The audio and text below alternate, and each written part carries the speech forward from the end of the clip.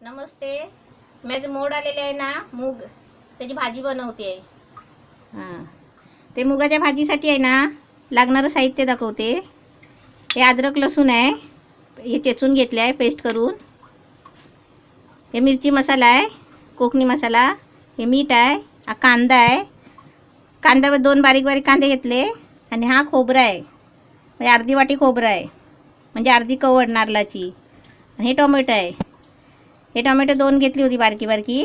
बारीक म्हणजे एकदम बारीक नाही होती, जरा मोठीच होती ती घेतली आहे. आणि हळद आहे, तेल आहे. आता मी तुम्हाला आहे ना मूग दाखवते. स्पेशल मूग आहे. हे पाणी आहे.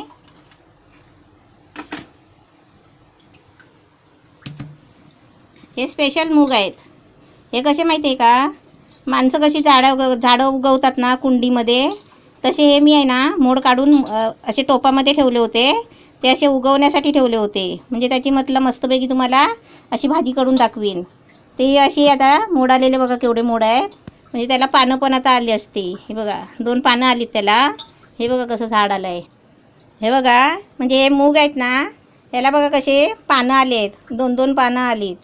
असे ह्याला कसं बोलतात, म्हणजे आता ही पाल्याची भाजी असते की नाही, पालक भाजी अशा खातात ना, त्या प्रकारे मी भाजी बनवली. आणि आता पावसामध्ये आहे ना कडधान्य असे मोड काढूनच भाज्या बनवायचे असतात, आणि ते चांगले असतात असे. त्याच्यासाठी मी तुम्हाला दाखवण्यासाठी मी 2 दिवस जास्त ठेवले. हे आता मोड आलेले पहा ना, 1-2 दिवसांमध्ये मोड येतात आपण कपड्यात बांधून ठेवल्यावर. मी कपड्यात बांधून ठेवल्याच्या नंतर सोडून आहे ना, मी टोपात असं झाऱ्यात ठेवले होते चाळणीमध्ये पाणी मारून. ते हे असे झालेत आहेत. आता याची मी भाजी बनवते आहे. हे बघा अशी 2 पानं फुटलीत त्याला, पण खराब एक पण नाही झालं आहे. म्हणजे त्याला कसं जपायला पण लागतो, रोज पाणी आहे ना, पाणी मारायला लागतो रोज. आणि पाणी घालून काढायचं चाळणीमध्ये. हे अशी छान भाजी झालेली आहे बघा. ही अशी कशी पालकसारखी भाजी होणार. त्याच्यामध्ये आता हे वाटून बिटून नाही, ह्याच्यामध्ये डायरेक्ट आहे ना फ्राय करूनच टाकणार आहे भाजी. गॅस पेटवला आहे, म्हणजे आता कुकरमध्ये मी भाजी करणार आहे. 4-5 शिट्या करून घ्यायचे. त्याच्यामध्ये तेल टाकायचं. तेल तापल्यावर आहे ना,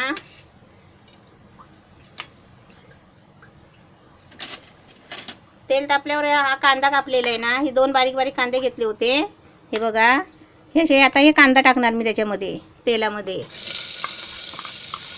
हे कांदा चांगला भाजला ना, कांदा चांगला भाजून घ्यायचा, फिरवून चांगला हलवून. हे कांदा सगळा आहे ना असा चांगला भाजून घ्यायचा. आता त्याच्यामध्ये हे अद्रक लसूण टाकायची. हे अद्रक लसूण चेचून घेतले आहे पेस्ट बनवून, म्हणजे एकदम बारीक नाही करून घेतली आहे. ती पण चांगली अशी त्याच्यामध्ये फ्राय करायची, म्हणजे कसं तो पण चांगला भाजला जातो अद्रक आणि लसूण, आणि त्याच्यामुळे कसं वास येतो चांगला. जेवणामध्ये अद्रक लसूण नसला ना तर ते जेवण चांगलंच होत नाही, वास नाही येत चांगलं, छान वास नाही येत. आता जरा भाजू द्या, कारण हरवत आपण फिरवत सारखा बसला ना मग तो भाजत नाही कांदा. तर कांदा अद्रक लसूण टाकला आहे. आता त्याच्यामध्ये टोमॅटो टाकते. ते पण चांगलं हलवून भाजून घ्यायचं, कारण पाणी असतं ना टोमॅटोमध्ये.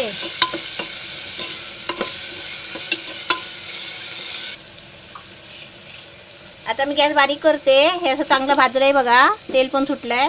आता मी जरा गॅस हे खाली करते कुकर, आणि त्याच्यामध्ये खोबरं वगैरे नंतर टाकते. पण ही भाजी टाकते पहिली. तसं वर गॅसवर असल्यावर असं टाकायला नाही होत ना, हाताबिताला कुकर लागतो, चटका लागतो म्हणून. हे कसं जरा वाफेवर असं साधं झाकण मारून ठेवायचं आहे. जर आली ना की मीठ टाकायला बरं. नाही तर असं आपण अशी एवढी भाजी बघून मीठ टाकलं ना तर ते कसं त्या अंदाजाने मीठ जास्त पडणार त्याच्यामध्ये. म्हणून ही थोडी आहे ना हलवायची आहे, जराशी वाफेवर ठेवायची. तुम्ही पण असं करा, कडधान्य आणून घरामध्ये आहे ना. आता तुम्ही 10 रुपयाचे मूग आणले ना तर ते 20 रुपयाचे मूग होणार मोड आणून. आणि आपण कसं घरात आणून भिजत टाकलं नाही, असं जरासं कष्ट करायला लागतात, जास्त काय नाही.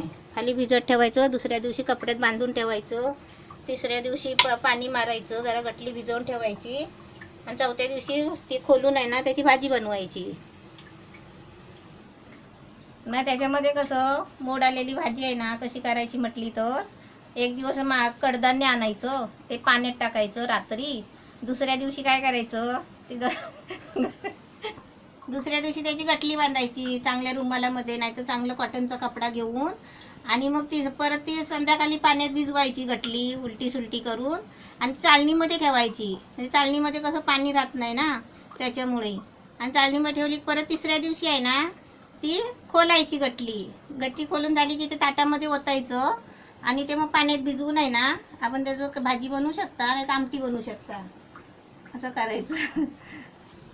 आता वाफेवर ठेवला होता ना तोपर्यंत तुमच्याशी बोलली जराशी समोर. ही बघा कशी आलते भाजी. म्हणजे एक प्रकारच्या ना पालकच्या भाजीसारखं. ही कशी मुलांना पण चांगली आणि आपल्याला पण चांगली. सर्वांसाठी अशी मोड काढलेले कडधान्य आहेत ना ते सर्वांसाठी चांगले असतात. ते वातूळ नाही म्हणून असतात. कोणाला गॅसचा प्रॉब्लेम असला काय असलं कोणाला सहन होत नाही तर सर्व कडधान्य ना असं मोड आणून करायचे. लोकांचा काय फायदा करून द्यायचा. ते लोक पण आपल्या पोटासाठी धंदा करतात ना. मग आपण पण आपल्यासाठी आपलं 4 पैसे वाचवायचे. आपण 10-15 रुपयाचे आणायचं सुका कडधान्य आणि भिजवून मोड काढायचं. 10 रुपयाचे आणले तर ते 20 रुपयाचे होतात. हे आता अशी आली आहे छान. आता मग त्याच्यामध्ये मी खोबरं टाकते. हा मसाला आहे लाल मसाला. हा थोडासा अर्धा चमचा टाकते.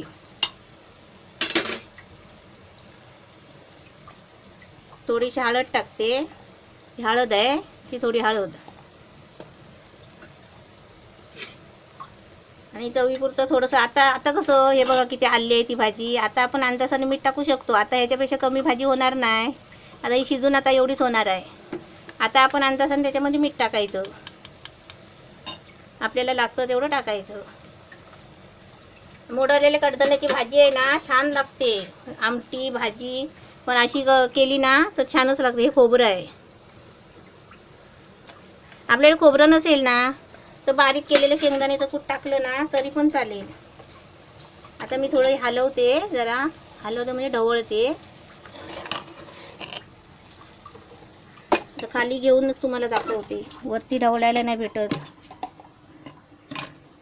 किती भाजी छान दिसते ती. ही बघा भाजी किती छान झाली आहे. आता त्याच्यामध्ये आहे ना मी थोडं पाणी टाकणार आणि 3-4 शिट्या करून घ्यायचे. जेवढं आपल्याला पाहिजे ना. पातळ नाही भाजी बनवायची कशीच. ही भाजी कशी सुकी बनवायची चपाती बरोबर खायला. समजा डब्याला वगैरे आपण टिफिनला वगैरे मिस्टरांना वगैरे द्यायचं असेल तर अशा भाज्या बनवायच्या छान. ही भाजी कशी नूडल्ससारखी वाटते बघा छान. आणि अशा आहे ना कडधान्य असे मोड काढून जर भाज्या टिफिनला दिले ना मिस्टरांना वगैरे तर ते भाज्या कशा छान खायला पण लागतात चपाती बरोबर टिफिनमध्ये. आता याच्यामध्ये मी थोडं पाणी टाकते. पाणी कसं थोडं टाकायचं. हे असं भाजीच्या खालीच पाणी टाकायचं. व भाजी आहे तेव्हा पाणी किती टाकलं आहे असं. आता काय हलवायची गरज नाही आहे. आता मी झाकण मारते आणि 3-4 शिट्या करते. मग भाजी आपली कंप्लीट होईल. तर सर्व टाकून झालं आहे. आता मी गॅस फास्ट करते. म्हणजे 4 शिट्या झाले ना मग मी तुम्हाला दाखवते भाजी. आता बघूया कुकर खोलून थंड झालं आहे काय. पहिलं अशी शिटी वर करून आधी पहिले हवा गेली काय ती बघायची. आणि हवा गेली ना त्याच्यानंतरच आपण कुकर खोलायचा.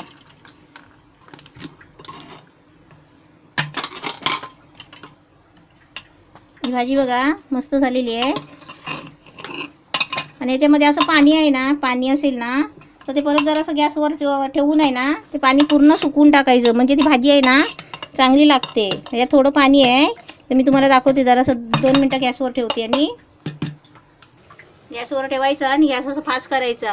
म्हणजे कसं ते पाणी आहे ना ते पूर्ण आटवून टाकायचं आणि चांगली सुकी भाजी करायची आहे.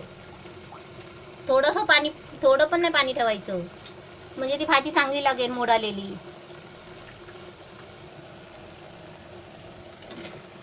पाणी आहे त्याच्यामध्ये म्हणजे कशी चांगली सुकवायची आहे ना ती.